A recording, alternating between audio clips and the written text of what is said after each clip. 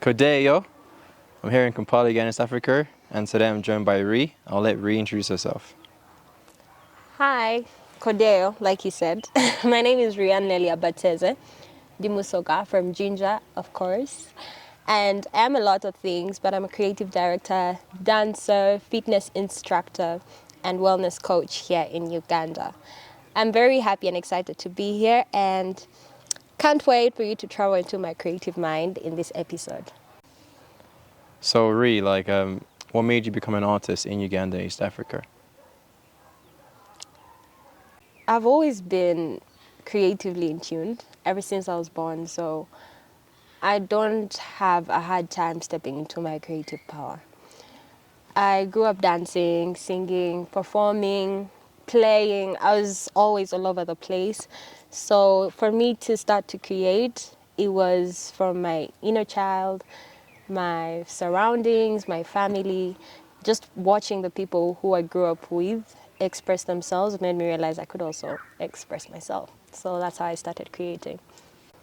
So Ree, what was it like for you growing up in Uganda, East Africa? So, like I told you, I had a very active and artistic childhood. Growing up with parents who were in choir, I'm a Catholic. I was raised Catholic, so we grew up in church, which means people are singing all the time. And then I went to traditional schools. There's MDD and usually good teachers who actually give you the musical experience. And I recall one of my favorites was Miss Nakawesi, the late from Namagunga primary boarding school. And then I went on to Nabisunsa and I used to dance on stage. I used to just be into the arts, music, and also sports. I'm a volleyballer, so I've just always had a creative life, creatively an active life. So growing up was really interesting. I'm 5 girls born to Mr. Paul Bateeze and Jennifer Bachiwinga. And and we were by the riverside. We used to have events with our family, not events, like get-togethers, and would just have a good time as a family. And while we were there, we would dance. My sisters and I had a dance crew, the Bateeze dance crew. Really, guys? Anyway, that was our name. And we wanted to be all sorts of things. We'd always perform, we'd dance a lot, come up with routines for things. And yeah, it was a very creative space. Then when I finished high school at Nabisunsa, I got the chance to go to India to study. And that's when I got to meet other creative people. And it sort of blended with where I came from because my parents can support art. They love singing, they love dancing, so they're all for it. And being Basoga, even more. So I found a way to blend the Chisoga with the Indian belly dance style. And that's how I locked into my dance style, which I like to call the Wato movement. Wato meaning waist. And also in terms of other art, because I think God didn't create us to be one-way creators. Just like, let's say you are creative. That's a general sense. You're a dancer, but you see something that somebody else can't. Let's say you can see the sun, and for you it's like sunset, sensual vibes, warmth. Another person is going to look at it like, this thing is always burning me. It's so hot. So I just started to see things differently. When I look around me, when I see nature around me, I see an opportunity to be something. I see an opportunity to blend in. And we learn so much from just blending in with nature. So, yeah. So Ree, I done some research on you, and I saw that you're always in between Jinja and Kampala. So what's the difference between both of the cities in Uganda, East Africa? Yeah, so I'm a river girl, riverside girl, and I've been in Jinja since I was born, basically born there, raised there, holidays there. Everything about my life really has revolved around Jinja until about campus. That's when I disconnected. And there is something about growing up in Jinja that gives you this sense of abundance about life. Because every other day you're at the river, you're with your friends, and the most important thing in that moment is maybe swimming across the river. That was really crazy, but I had mad friends. So this one time we swam across the Nile to go to the source of the Nile Gardens. And that was the craziest thing I've ever done. I've never attempted it again because I was like, bro, what if this time the river just gets so creative? But you can get the level of freedom, you're able to explore, you're able to just tap into a lot. Yeah, my father's village is in Iganga. Iganga is home to Itanda Falls, one of the biggest falls in Uganda. And most people may know it for Nyege Nyege, but for us, it's home. It's like, yeah, okay, you guys came, it was all fenced and everything. But we used to literally head there, see kids like rafting in jerry cans. They're at the cusp of the fall. It's like, and you're like, what, you guys? So there was a level of craziness about growing up from Jinja. Naturally, you grow up with stereotypes about something, especially if you've not been raised from there. So that's how I felt about Kampala. It's slowly becoming my home, but I still I don't know, I don't really feel all that connected sometimes. It gets so loud, so dusty, so noisy, and it's like, okay, you know what, I can't do this, I'm going home. And when I go home, it's usually chill, meditation, sit by the river, go get a drink with my friends at the Bourbon, watch the Nile, sunset on the Nile, which you barely can access here unless you go to like the outskirts around Lake Victoria. So Kampala for me feels like work. Really, like I'm just here to do my job, meet people and network, because this is where most people now stay, and then head back. But there's a lot of creative avenues in Kampala, which I really appreciate. I wouldn't have met most of the people I now know if I hadn't been living around the city. Because you meet creative singers, dancers, producers, drummers, instructors. It's very tapped in. Everyone knows everybody. So once you meet somebody, guaranteed you're going to meet everybody else. That's what I believe about Kampala. Jinja though, nah, not really. Everyone likes to mind their business. That's what I like about Jinja. One time I even told my friend, if you just want to start a new life, go to Jinja. You may even be posting on social media, but people won't know where you are. They'll think you left the country or something, because you can actually find your hideout and stay there. Yeah, so I like the two. I think it's a good environment to balance with. The other one gets you plugged into source, gets you really connected with your roots. And this side is like, keep up. You be the capitalistic girl the system is trying to create. So best of both worlds, really. All right, so what do you think of the Ugandan creative scene? The creative scene in Uganda, East Africa, is steadily evolving. I think we are really headed somewhere right, because we're seeing more people stepping into their power as creatives. The conversations are changing. You're getting online now, spaces like this. We've got the Ugandan Boy podcast. We've got these different personalities from Uganda, and also Ugandans in the diaspora, who are doing something to bring together the creatives. And where there's community, that means there's a collective exchange of information. We're able to tap into how everyone is thinking, the relationship. Even where we think there's beef, there's really potential for growth. That's what I believe. So concerning the scene in Uganda, it's very ripe. We've never been at a better opportunity. We're seeing creatives blowing up. People like People Arts showcasing and displaying in the UK and US. That is a big deal. And we're seeing Joshua Baraka also going out there doing collaborations with big African stars. And that just shows the people behind the creatives, the people working with the creatives, helping to bring our work together, are also doing it right. And that's what I appreciate about the scene right now. In my position, I think it's now more of a personal task.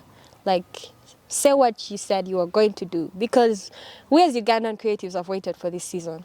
It's not even a joke. Gone are the days when we would say, oh, our parents don't support us, or our friends don't support us, the media is against us. It's not. It's just common ground now. It's like, do whatever you're doing, do it right, do it consistently, and people accept that. We live in a culture where repetition sets the trademark. It's like, oh, the trends. Those things were not trending at some point because one person was doing it. But then 3 people did it, 4 people, 5, in their own different aspects. And then we got to see the evolution of the culture. So I definitely see that for Uganda, East Africa at the moment. And recently I was having a conversation with someone, and we're talking about how language is a driving factor in how trends and cultures get to spread across areas. So we'll see something like, now for example, I'll give an example of Uganda, having more than 100 districts. That's not very normal, is it? No, it's not. And also having more languages and tribes. Of course, the diversity is nice. It's very appreciated because we're able to tap into different foods, different cultures, different mindsets. So there's a place for everyone. But when it comes to synergy, in terms of being united, it's not exactly easy because there is animosity. So I was talking to this person, and he's a creative here in Kampala, but he is from the north, has also been exposed to different cultures, I think in Spain, and he grew up in the Caribbean, something like that. So of course he's got a different angle where he sees it. But he'll say in some countries, you'll see people speaking the same language. We'll take Kenya, Swahili, Tanzania, Swahili. There are different kinds of Swahili, but it's Swahili. You'll go to DRC, they're blending French with Swahili, and they also have a blend of patois and whatever, but it's all coming together to create a language which most people understand on a grand scale.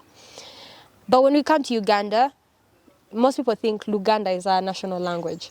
But outside, not even far, go to Mukono, coming from Lugazi, going into Jinja, you'll meet people who can't even hear it. You ask them something and they'll shake their head. You go to somewhere like Arua and you're trying to access the toilet and you say Jebaleko. These people can't also speak English and they'll look at you like this. So you'll have to try to demonstrate. I've had friends tell me the craziest stories while traveling. So that just shows that there is need for a language, a cohesive language, not even just to appropriate a certain tribe or a certain region, but to just bring the creatives together, just to ease that language barrier or judgment and that space. Okay. So this particular research, we started it because I'm part of some creative projects. I do believe in documenting a lot. And I thank God that this year I'm Miss Uganda East. And this gave me an opportunity to connect with my people from the East, but also just the rest of Uganda. Because I'm not only Miss East, but I'm also Miss Talent. So whenever people meet me and they're like, oh, you know, this is what I do. It's like a straight ticket into somebody's creative life. I don't even have to have a long conversation anymore. Because before it would be like, oh, how are you? How is it going? So, But by the way, what are you doing? But now it's like, oh, hi, Rianne, what's been going on? You know, this and this and this and this and this. Oh, wow. You know, right now I'm doing music, I'm dancing. Oh, I got a job as this. And it's like, oh, okay, thank God. We are skipping all the noise and the drama and getting to the point.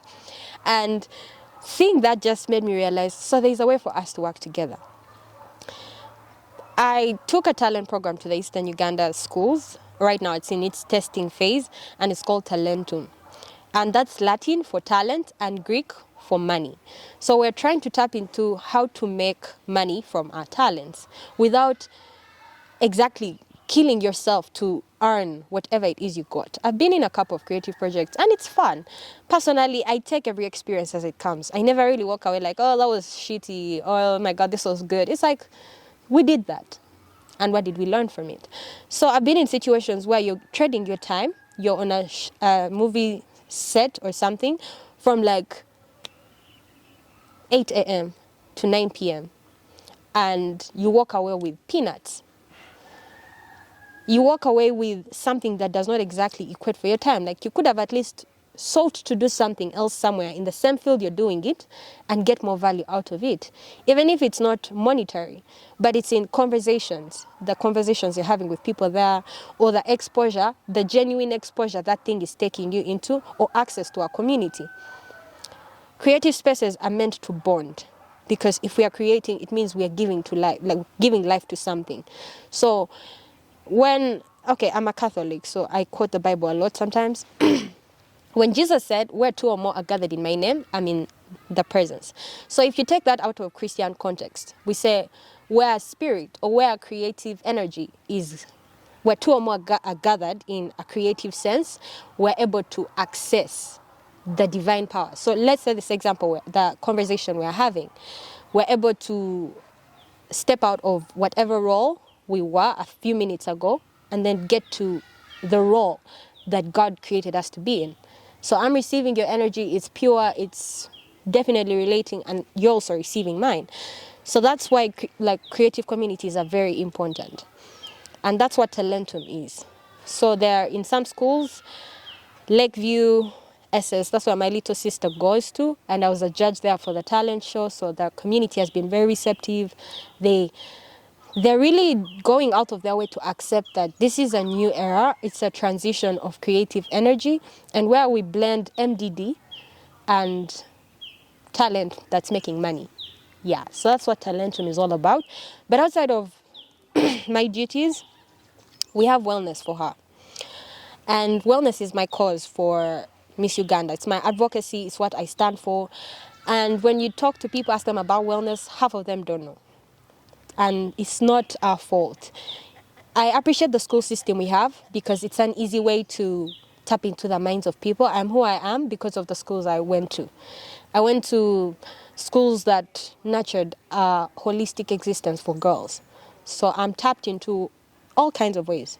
Musically, spiritually, financially, physically, emotionally. How I respond is a result of how people in that space used to respond. So wellness is basically the active pursuit of a lifestyle that enhances your well-being. Coming from India, we had COVID. Most of us were in lockdown for a long time, 2 years, 3 years, give or take. Uganda had 2 lockdowns, so did India, because the cases just surged up just like that. So if you're in lockdown, it means you're spending time with yourself. But what's your lifestyle? How are you getting up in the morning? And when I was in school, I experienced anxiety, depression, social anxiety. Creating from that space, because I used to make whining videos, hence Wato movement. But creating from that space meant I had to resist the perceptions most people had about whining or dancing. Because while other people would appreciate, you'd have to also keep up with the comments, lewd comments of people who perceive it in a different way. And then also your society, just saying, a woman is not supposed to do stuff like that. Or, you see it because you're like, okay, that's the exposure you have and that's very okay. That's how you're raised and that's fine. But that doesn't mean you stop because you were created to do that. I had a friend who used to say, Rianne, if God didn't give you that waist for it to move the way it did, it would be your neck moving, you would be a pro break dancer or whatever, but you've started from here. It doesn't mean you can't be all of those other things, but this is your starting point. So I was like, okay, how best can we do this? And that's how Wellness for Her comes about. But interestingly, one of the people I work with, a CEO at Sukuma Foundation, where I'm a dance fitness instructor, he said something very interesting one of our meetings. He said, everything that women go through in life starts and ends with the menstrual cycle. Getting pregnant starts with the egg being trapped by the sperm. I didn't want to say trapped because pregnancy has to be consensual. The woman has to be ready to receive whatever the man is offering. So it starts with you having a healthy menstrual cycle, releasing that egg, and then during ovulation, it's targeted by the sperm, and the process goes on. But it starts with menstruation. And this is something that girls experience from as young as 9 years. From 9 years, your body is going through changes that the world cannot see. You're having sexual urges, your boobs are growing, your mind is evolving, and you don't know where to start from because you don't know the community to have that conversation in. So with that, at Sukuma, we are a lifestyle company, we decided to change it, have the wellness-based conversation, but starting from the menstrual cycle. So that's our focus. And menstruation is the reason behind most of the mistakes women do. The mistakes and the wins, because we have seasons, there are phases to it. There's a season where you're supposed to calm down, relax, don't do anything. Do some yoga, eat some nice fruit, be pampered, taken care of. But if you don't do that, in the season you're supposed to grind. where you're supposed to be going hard, pushing hard. If you're, let's say, doing push-ups, you're doing 100, or let's say you're sitting in office the whole day, there's a season for that. And if you don't honor it, with time, your body's just gonna wind down. That's when you find frustrated women, stressed, depressed, anxious. It all stems from the womb. So I'm educating myself and also helping others learn about this through Wellness for Her. So with Wellness for Her, we understand that we're tapping into the lifestyle evolution of women in Uganda. Like you've noticed, there's a cultural transition happening where the generations are waning out. So we're trying to blend the values our mothers know, aunties, the grandmothers, and the values we young women have to get who are in our prime, youth stage, and then the values the kids are being raised with. So in that way, we'll see an evolution mentally, spiritually, physically, financially, across women in Uganda. So that's what we're doing. Then we also have Isaiah Media. It's what I call my baby. It's a baby I'm willing to see grow until whatever time God decides it's time for me to tap out. And it's an amalgamation of words. My sisters came up with the word Isaiah, and it stands for family. Code word for family. But Isaiah Media is basically a company that's documenting this transition of the cultures, the urban cultures, what people call local culture. Because at this point, anything that's Ugandan is locally Ugandan. Uganda is a country that just feeds off its own energy. The Pearl. They don't call us the Pearl of Africa for nothing. We're like kiddies are Ghana. We're the epicenter. Oh, that means accept or refuse. Yeah, for our new citizen here. But definitely, it's more of people create their own lingo, their own mindsets. So it's very important to be tapped into this, or else we shall miss a very crucial point in history. So under Isaiah Media, we have UG Urban 20. It's a countdown for Ugandan urban music. There's a lot of my friends who are into music, and we're just looking for a way to bring all the artists together. And that's how we came up with this countdown, which we have a new podcast coming soon. I'm excited. I'm very excited for you to see it. So when the link is up, I'll be sharing it. Just stay tuned. But yes, it's a podcast that brings artists together. And then with UG Urban 20, we are exploring just the events happening, how these kids are coming up with their music, how people are interacting, producers, videographers, artists. It's a very beautiful space to be in, and that's why we just want to be a deeper part of this. Yeah, and working with UG Urban 20 led me to Monia Stream. It's an app, a new app, kind of showing how the artists are working their way up, a streaming app. So you basically have events on there about the Ugandan music space. We have new albums, new releases, podcasts and conversation. Even just our conversation definitely deserves a slot on Monia Stream, because it's bringing Ugandans together, but on a digital space. A digital space that's new to other Ugandans, because we have a big rift between the smartphone holder and the one holding the cartouche. So that's what we are seeing coming together. I've also seen other companies, bigger companies, that have been there trying to come up with ways for Ugandans to afford smartphones, which is good. Like the cheaper the smartphone, of course, there are the negative sides of technology. I'm not going to get into it today. It's a very long conversation for another day. But when we look at the positives, we're looking at community, we're looking at togetherness, unity in the long run, and we see Ubuntu playing out. This is the African dream. But what is on that media? What are you accessing? Are you accessing the actual conversation, or are you accessing what the mainstream big dogs want you to access? It's very important for people to be aware of that. So that's my movement. That's my purpose. That's why I believe I'm here, to just bridge, show people what's actually going on inside. This is the underground. That's what we like to call it sometimes. But the underground doesn't stay under forever. It's always connected one way or another. It comes up. Sun comes up, as people like to say. So yeah, that's what I'm doing right now with my time, energy, and efforts. Man, you've really enlightened me on many things. Like I was taking mental notes in my head. Yeah. Like literally, that's why I was just like this.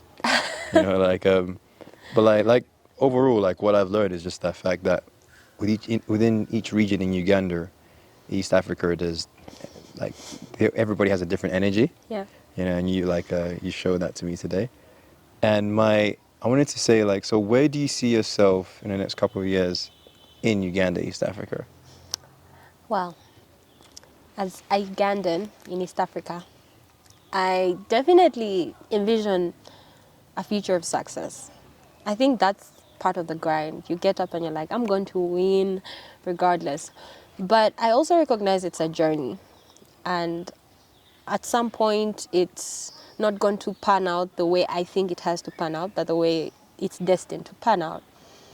As creatives, it's futile to create if you don't believe in the higher power, in source, in God, in your roots or your beginning. It's very tough because you burn out. But this is how we see many legends evolve. They're continuously returning home. They're tapping into something else. They're choosing to grow with the power that created them. So I'm hoping to keep aligning with my divine purpose in God, in family, in spirit, in community. I just want to soak in Uganda, and then whatever I soak in, I bring out. And whatever the world gets to see, they say, so this is what it feels to be connected to the Nile, to the source. We are the home of the longest river in the world. And even though we've not had a proper conversation about why the Nile would flow ideally upwards, because if a river is flowing, it's following gravity. But now it's time to think about our foundation. When we start to tap into the roots, the Ugandan roots, I'm a Musoga, and there's so much about the Chisoga spirituality I'm only starting to learn now, thanks to my dad. Big shout out to you, Daddy. I love you. So shout out to my dad. He's been teaching me things, and we have conversations, and then my family, and then people in the village. So it helps me ground myself, so I'm able to create from a point of home. I don't know about Ugandans relating with what we create or what I create personally, but I just hope they get to connect with whatever I'm communicating. People perceive things differently, and I always love to hear what they perceive, but I don't accept it sometimes. It's like, okay, you see that, I see what I see, so cool. But I hope to create more, deeply, earnestly, helping to grow the community in me and around me, and just helping myself evolve with the people around myself. So yeah, that's what I see in my life. And as long as I breathe, I hope to do it religiously, consistently, because consistency is key. Oh my God. None of the arts we see, the work of art we see around us came up because a person was in their head. So for me, creating, it's more of going beyond who I think I am to just be, just existing. So, guys, there you have it. Ree from Jinja, and like I said earlier in my first conversations, as you can see, Ree had me now. You see, like I was so great what she was saying. But as I said in my first conversations, these are the many to come out of Uganda, East Africa.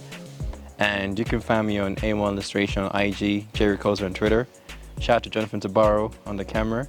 And I'll let Ree introduce where you can find her. Okay, thank you so much. I had a great time relating with you and having a conversation about my roots and culture. And if you've come this far in the video, thank you so much. We appreciate you giving us your time. It means a lot. We don't take that for granted. And it's a big deal. I hope I was able to convince you to accept more creative opportunities in your life. We were created for a purpose. And for some of us, if you're watching this video, it's likely that you also create stuff. So if you feel inspired, if you feel called to grow, that is amazing. And that is the purpose of why we're here. You can find me on Instagram at Rianne Bateeze, Twitter too, Facebook, YouTube as Rianne Lelia, Snapchat. I'm basically everywhere. I'm always ready for a conversation. If you are looking to tap into the classes we do with Sukuma, you can find us at Kabira Country Club on Tuesday, Thursday, and Friday. Other locations, Speak Apartments Wampeo and Horsepower Fitness Muyenga for Monday and Wednesday. You can come through, sweat, release all that energy and stress, and let's have a good time. I'm so happy that you checked this out and looking forward to spending time with you. Bye! Peace.